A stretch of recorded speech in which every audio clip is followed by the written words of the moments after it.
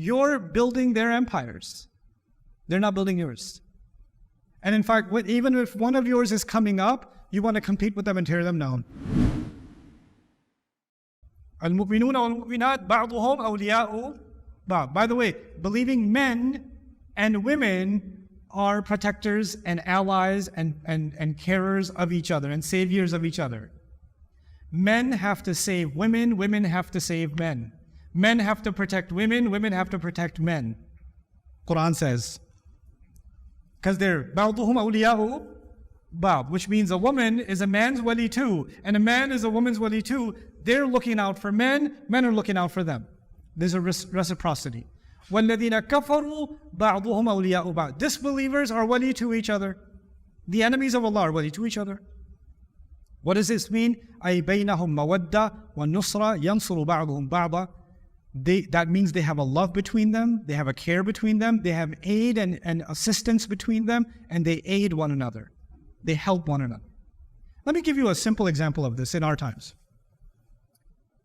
I'll give you a practical example. I know it's time. Okay, we're okay. Inshallah.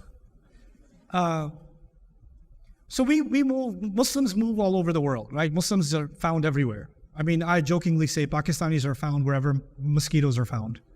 So, but you know, when Muslims move from different countries, what's their priority? Get financially stable. You know, if you have kids, make sure you can provide a good education for them. Of course, a big priority is buying a home, right? Let's get a home. And if somebody's in a business, let's get the business settled and established and all this kind of stuff. Like kind of me and my family, me and my family, me and my family, right? And then because it's me and my family and I don't want my kids doing drugs and alcohol and this and that, I need to find a masjid. Let's be real. You want to find a masjid not because you're concerned for the ummah. You don't want your kids going bad. So you just, you know, so we're focused on ourselves and ourselves and ourselves. Kind of that's the mentality, right? And even though we make our communities and masajid and centers and things like that, and mashallah, that's there, it's still at the end of the day very hyper individualistic. It's not really caring for one another in this certain kind of way. I go to other communities, non-Muslim communities, non-Muslim minority communities. I notice something. They make sure to do business with each other. They make sure to sponsor young men's educations.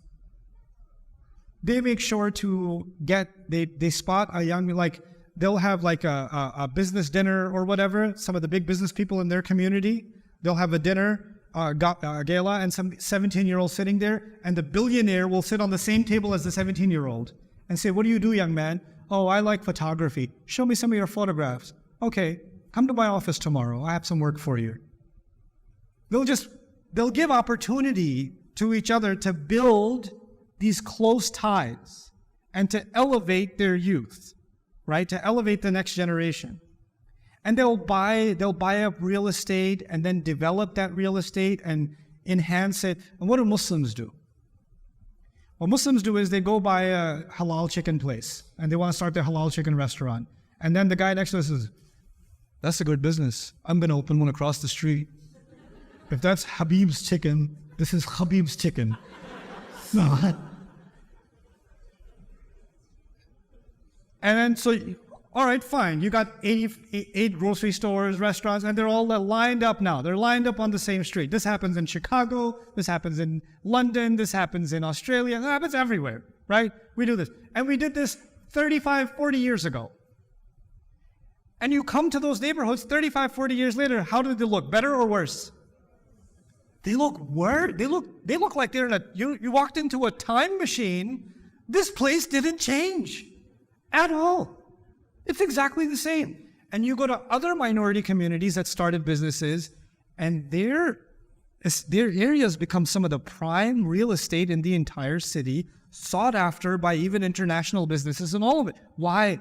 Because they have this concept, وَالَّذِينَ كَفَرُوا بَعْضُهُمْ أَوْلِيَاءُ بَعْضٍ. أولياء بعض. Allah says, إِلَّا تَفْعَلُوهُ تَكُنْ فِتْنَةٌ فِي الْأَرْضِ. If you don't become each other's awliya, there's going to be fitna in the world. You will remain weak. You will only sell grocery stores. You should have a bigger store than Aldi by now, the Muslims. You understand?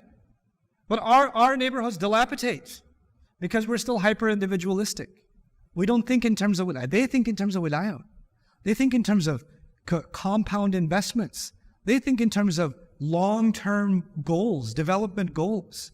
And then when they get big enough, then they don't call the governor calls them. That's what they do, because they have a say.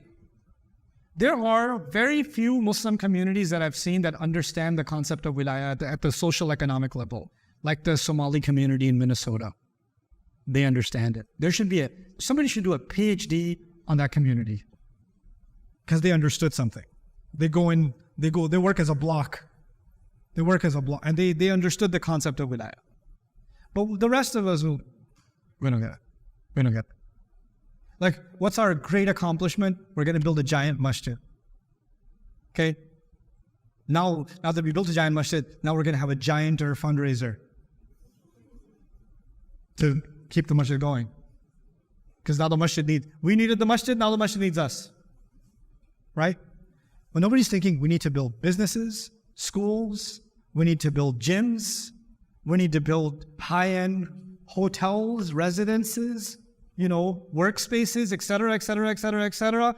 And they're so high level that even non-Muslims want to do business with us. Because right now, we make them money. We make everybody else money. But they don't make us money. Nobody comes to your halal grocery store. But you go to their restaurants, and you go to their grocery stores. You're building their empires. They're not building yours. And in fact, even if one of yours is coming up, you want to compete with them and tear them down. That's what you do. When we read these ayat like, yes, believers are awliya to each other. How are we awliya? Let's make a dua on Facebook. This is our concept of wilayah. Put a crying emoji next to somebody's. It's so artificial. You understand? So practically speaking, when Allah says we are awliya to each other, we need to think deeply about what this means. Hey guys, you just watched a small clip of me explaining the Quran in depth as part of the Deeper Look series. Studying the Quran in depth can seem like a really intimidating thing that's only meant for scholars. Our job at Bayyinah is to make deeper study of the Quran accessible and easy for all of you. So take us up on that challenge. Join us for this study, the Deeper Look of the Quran, for this surah and many other surahs on BayyinahTV.com under the Deeper Look section.